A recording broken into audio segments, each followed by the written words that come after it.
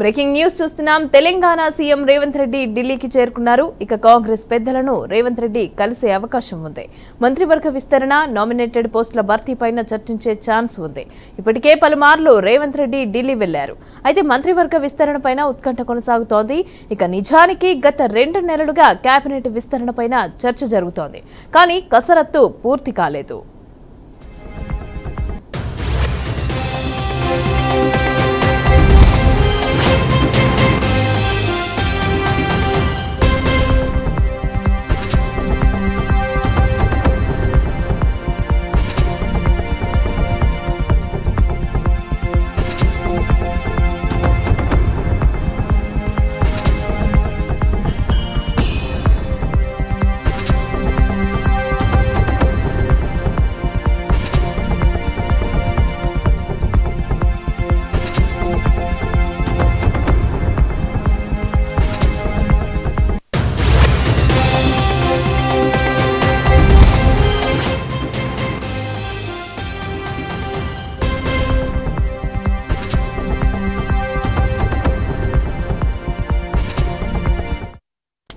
Telangana CM Revanth Reddy ఢిల్లీకి చేరుకున్నారు. ఇక కాంగ్రెస్ పెద్దలను రేవంత్ రెడ్డి కలిసే అవకాశం ఉంది.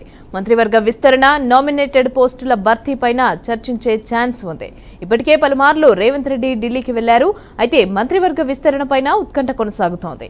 నిజానికి గత 2 నెలలుగా కేబినెట్ విస్తరణపైన చర్చ జరుగుతోంది. కానీ కసరత్తు పూర్తి కాలేదు.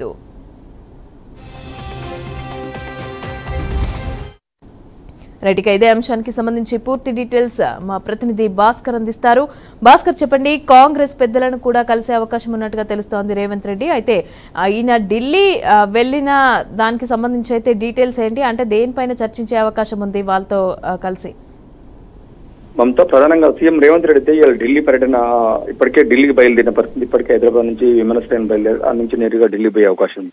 అయితే ఈ నేపథ్యంలో గత 14 రోజులుగా సుమారుగా అమెరికాలో గడిపినటువంటి బిజీగా పెట్టుబడులు కావచ్చు, తెలంగాణ రాష్ట్రానికి కావాల్సినటువంటి అనేక అభివృద్ధి కంపెనీలు కావచ్చు, అనేక పథకాల కోసం కావాల్సిన బడ్జెట్ కోసం అమెరికాలో సుమారుగా 14-15 రోజుల పాటు సీఎం రేవంత్ రెడ్డి పర్యటన చేయడం జరిగింది. ఆ నేపథ్యంలో మొన్ననే తెలంగాణకు హైదరాబాద్కు రావడం జరిగింది. నిన్న మొత్తం 15 ఆగస్టు వేడుకలు కావచ్చు, ఇటు సీతారామ ప్రాజెక్టు ఓపెన్ కావచ్చు, 2వ విడత పూర్తిస్థాయి రైతులకు ఇచ్చిన హామీ అయితే ఉందో దాన్ని పూర్తిస్థాయి అమలు చేసిన పరిస్థితి. ఆ నేపథ్యంలో ఇవాళ ఢిల్లీకి పోతున్న పరిస్థితి ఉంది. ఢిల్లీ వెళ్తున్న నేపథ్యంలో ప్రధానంగా చర్చ జరిగే అవకాశం అయితే ఉంది మమతా.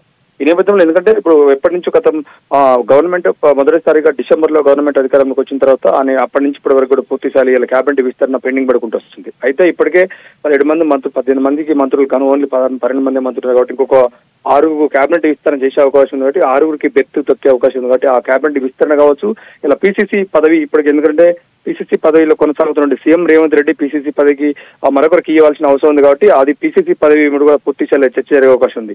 అయితే ఢిల్లీలో ఇవాళ ప్రధానంగా కేసీ వేణుగోపాల్ కావచ్చు, ఖర్గేని కావచ్చు, సోనియా గాంధీని, రాహుల్ గాంధీని కలిసి పూర్తి స్థాయిలో ఇలా సమావేశం జరిగే అవకాశం ఉంది.